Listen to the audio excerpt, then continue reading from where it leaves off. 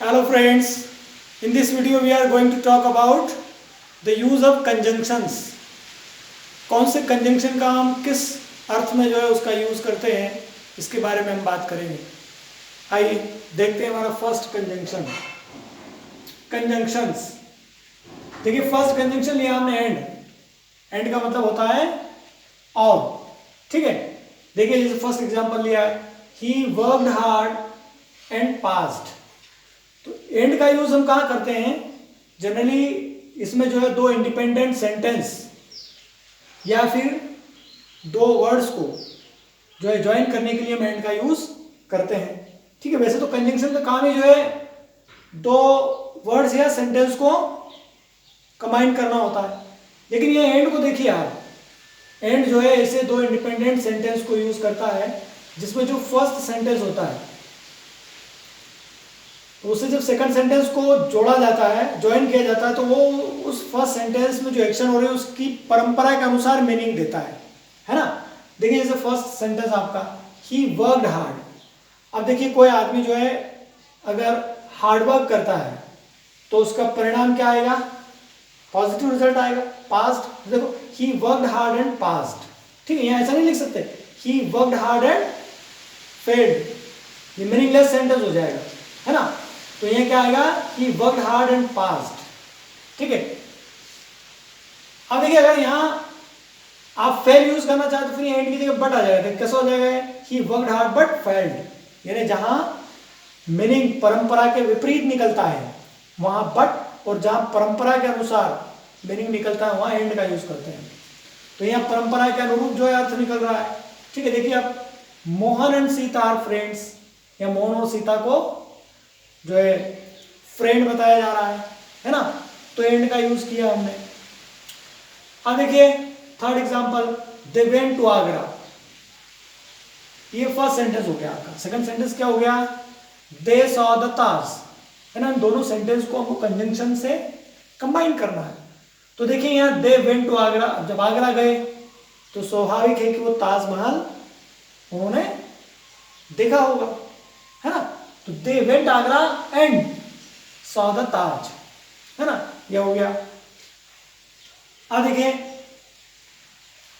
Fourth example, Ram bought a pen and I bought a pencil, है ना। दो अलग अलग चीजें जो है वो परचेस की जा रही है, दो लोगों के द्वारा दो काम किया जा रहा है, तो इसको हम एंड से कनेक्ट कर सकते हैं, ठीक है। अब देखिए इसके बाद fifth example, I shall stay at home and watch TV, है ना। अब इसमें क्या होगा? घर पर ठहरेंगे, तो घर पर ठहरने का मतलब ये हुआ कि टीवी देखेंगे, है ना। तो I shall stay at home and watch TV, ये हो गया। तो ये आपके हो गए एंड के यूज, है ना। अब देखिए बट का मतलब होता है किंतु, लेकिन इसमें ऐसा होता है कि फर्स्ट सेंटेंस में जो एक्शन हो रही है सेकंड सेंटेंस में उस एक्शन के विपरीत अर्थ या मीनिंग देने वाली बात होती है। देखो जैसे he worked hard but failed, देखो यहाँ क्या लिखा था हमने? He worked hard and passed, है ना। अगर पास है तो एंड, और अगर फेल है तो बट, क्योंकि परंपरा के विपरीत मीनिंग निकल रहा है। जब किसी ने हार्ड वर्क किया तो इसका मतलब उसको पास होना चाहिए, लेकिन फेल हो गया, तो हमने यहाँ बट का यूज कर दिया। फिर देखिए आप second example, it was raining, है ना, बारिश हो रही थी, तो हमको क्या करना चाहिए था? घर पे रुकना चाहिए था, है ना, लेकिन घर पे नहीं रुके, बाहर गए, तो इसका मतलब परंपरा के विपरीत काम हो रहा है, तो यहाँ बट का यूज कर लिया हमने। It was raining but we went out, बारिश हो रही थी लेकिन हम बाहर गए। थर्ड एग्जांपल देखिए, ही is poor but honest. Poor है तो गरीब लोगों की जो है नीयत डोल सकती है, बेईमानी भी कर सकते हैं, लेकिन यहाँ वो ऑनेस्ट है, तो परंपरा के विपरीत है। He is poor but honest, ठीक है। फोर्थ एग्जांपल देखिए, they discussed the issue but couldn't find any solution, है ना। अब देखिए इसमें जो है उन्होंने डिस्कशन तो किया इशू पर, लेकिन उसका कोई परिणाम, वो सोल्यूशन नहीं ढूंढ पाया, इसलिए हमने बट का यूज किया।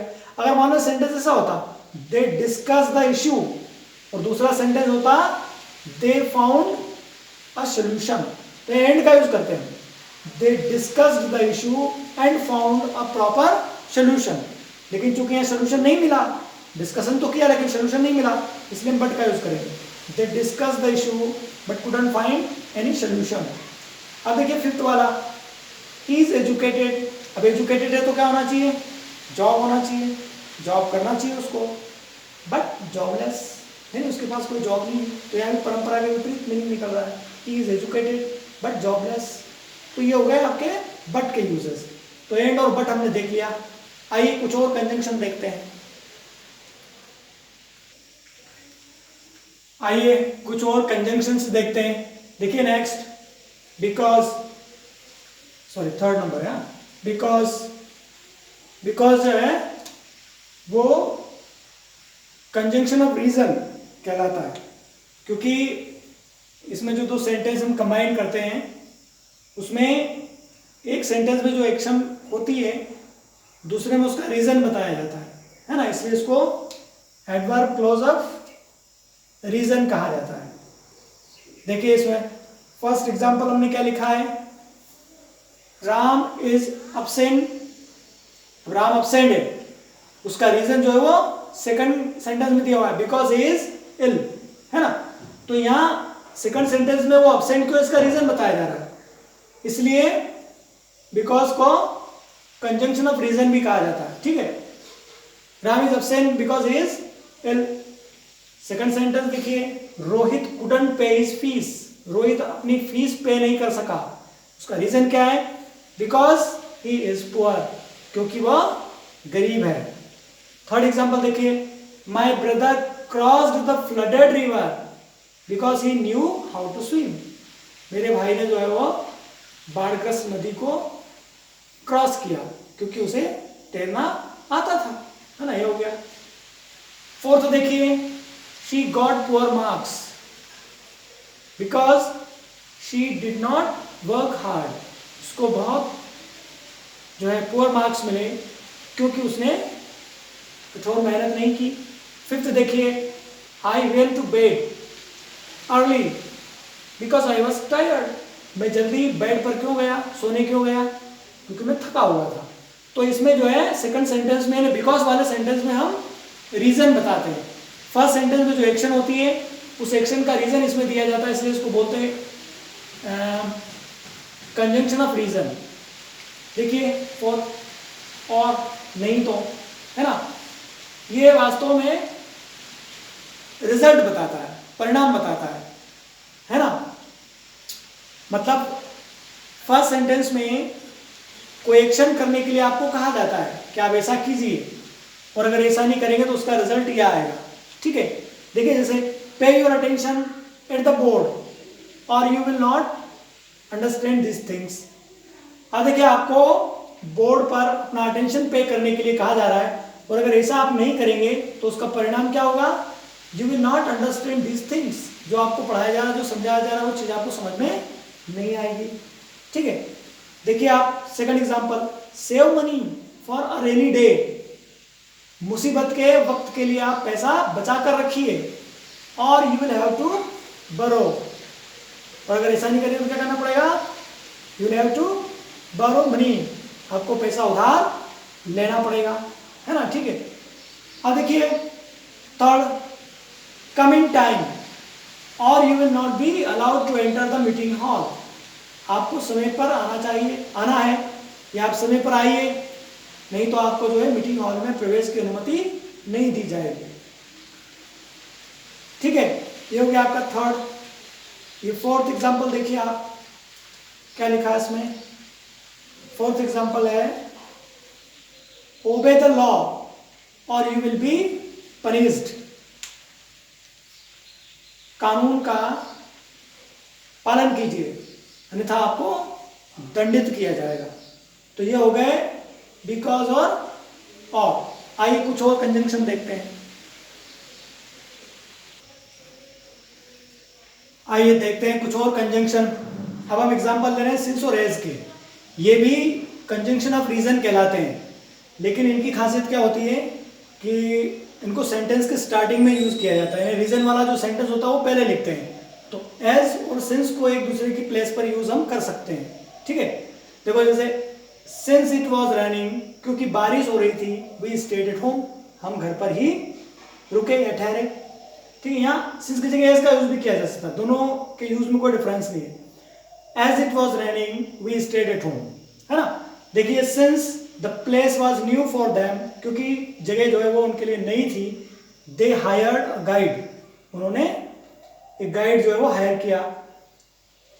थर्ड एग्जांपल देखिए, since my mother was ill I cooked food, क्योंकि मेरी माँ जो है बीमार थी, मैंने खुद खाना बनाया। फोर्थ देखिए, since I was late I missed the bus, क्योंकि मैं लेट हो गया था इसलिए बस मेरी मिस हो गई, है ना। फिफ्थ देखिए, ऐसे ही बनाया हमने, as they are farmer they don't need to buy vegetables, क्योंकि वो किसान है इसलिए उनको वेजिटेबल खरीदने की आवश्यकता नहीं, क्योंकि वो खुद उगाते हैं, है ना। तो ये हो गया सिंस और एज। ठीक है, ये भी कंजंक्शन ऑफ रीजन, क्योंकि की तरह है, लेकिन क्योंकि का हम सेंटेंस के बीच में, दोनों सेंटेंस के बीच में यूज करते हैं, ये सेंटेंस के स्टार्टिंग में आ जाते हैं, रीजन वाला सेंटेंस पहले आता है। ठीक है, और बिकॉज वाले सेंटेंस में रीजन वाला सेंटेंस बाद में आता है, इसलिए वो बीच में यूज होता है। अब देखिए सिंस का एक और यूज है से के अर्थ में, यानी जो आपके तीनों परफेक्ट कंटिन्यूअस टेंसेस होते हैं उनमें स्टार्टिंग पॉइंट के लिए एक्शन कब स्टार्ट हुई उसके लिए हम सिंस का यूज करते हैं। देखिए यहाँ, they have been living here since 1998, ये 1998 जो स्टार्टिंग पॉइंट है, उन्होंने रहना शुरू किया था। ठीक है, यहाँ स्टार्टिंग पॉइंट दिया हुआ है इसलिए हमने सिंस का यूज किया। फिर देखिए, he has been swimming in the pool since 8 o'clock, इसका मतलब वो 8 बजे से जो है पुल में स्विमिंग कर रहा है ना, ये हो गया। फिर थर्ड देखिए, the teacher had been teaching you grammar since Monday, teacher जो है वो मंडे से आपको ग्रामर पढ़ा रहा था, अब पढ़ाना बंद कर दिया है। ठीक है, फोर्थ देखिए, the children have been playing since the morning, बच्चे जो है वो सुबह से खेल रहे हैं।